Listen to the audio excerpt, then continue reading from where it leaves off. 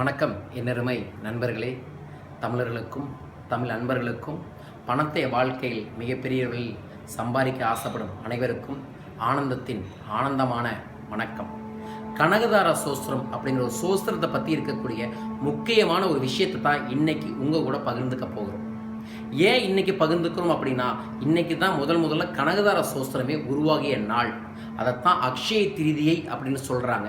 இந்த நாளில் நீங்கள் செய்யக்கூடிய எல்லா காரியங்களுமே பல மடங்கு பெருகி உங்கள் வாழ்க்கையில் செல்வம், பணம், பேர், புகழ், ஆனந்தம், ஆரோக்கியம், அன்பு எல்லாமே பெருகும் அப்படிங்கிறதா இருக்கிற ரகசியமே. முன்னொரு காலத்தில் ஒரு ஏழை பிராமணர் வீட்டில் செல்வத்துக்கான பிரச்சனை நிறைய இருக்கும் பொழுது நம்மளோட பெரியவர் ஒருத்தர் போய் ஒரு வீட்டில் பாடின பாட்டு தான் கனகதார சோஸ்திரம் அப்படிங்கிற மந்திரமே. அவர் அந்த பாட்டை பாடின உடனே அந்த வீட்டில் தங்க நெல்லிக்காய் மழை பெய்ததா ஒரு ஐதீகம் இருக்குது. அதற்கப்புறம் அந்த குடும்பம் இப்போ வரைக்கும் செல்வ செழிப்புடன் இருக்குது. காலடி அப்படிங்கிற ஒரு ஊர் கேரளாவில் இருக்குது. அங்கே தான் இந்த நிகழ்வு நடந்துச்சு. இதையே இங்கே சொல்கிறேன் அப்படின்னா, அதற்கப்புறம் அந்த மந்திரத்தை யார் படித்தாலும் சரி அவங்க வாழ்க்கையில் செல்வம் வரும் அப்படிங்கிறது ஐதீகம் வந்துட்டும் இருக்குது. இது என்னோட அனுபவபூர்வ உண்மை. என்னை சுற்றி இருக்கிறவங்களும் பல பேர் இந்த அனுபவபூர்வமான உண்மையை ஏற்றிருக்காங்க.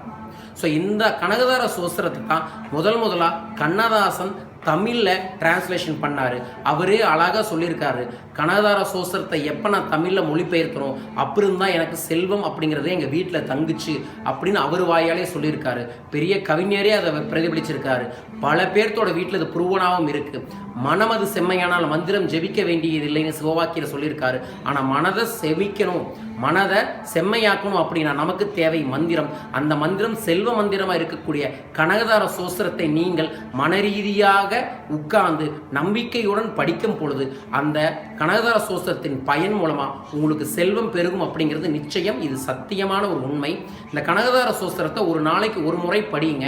எதிர்பாராத பணபரவுகள் வரும், கடன் பிரச்சனைகள் விரைவில் அடைபடும், உங்கள் வாழ்க்கையில் செல்வம் அதிகரிக்கிறதுக்கு இந்த கனகதார சோஸ்திரம் பெரிய அளவில் சப்போர்ட் ஆகும். மந்திரம் அப்படின்னா ஒன்றுமே இல்லை, மனம் ப்ளஸ் திறன்.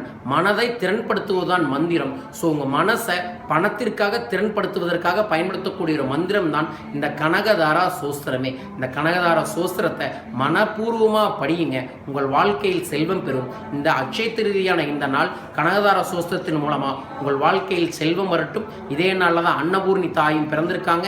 இதே நாளில் தான் குபேரன் அவரோட செல்வத்தை மீட்டெடுத்திருக்காரு. வியாசன் முதலாக மகாபாரதத்தை உருவாக்கிய நாளும் இந்த நாள் தான். இந்த நாள் நீங்கள் செய்யக்கூடிய எல்லா செயல்களும் வெற்றிகரமாக அமையணும்னு மனசார வாழ்த்தி, டாக்டர் ஸ்டார் ஆனந்த் ஆகிய நான் உங்கள் வாழ்க்கையில் செல்வமும் பணம், பேர், புகழும் அனைத்தும் வர வேண்டும் என்ற மனதார வாழ்த்தி ஆசீர்வதிக்கின்றேன். வாழ்க பணமுடன். நன்றி நன்றி நன்றி.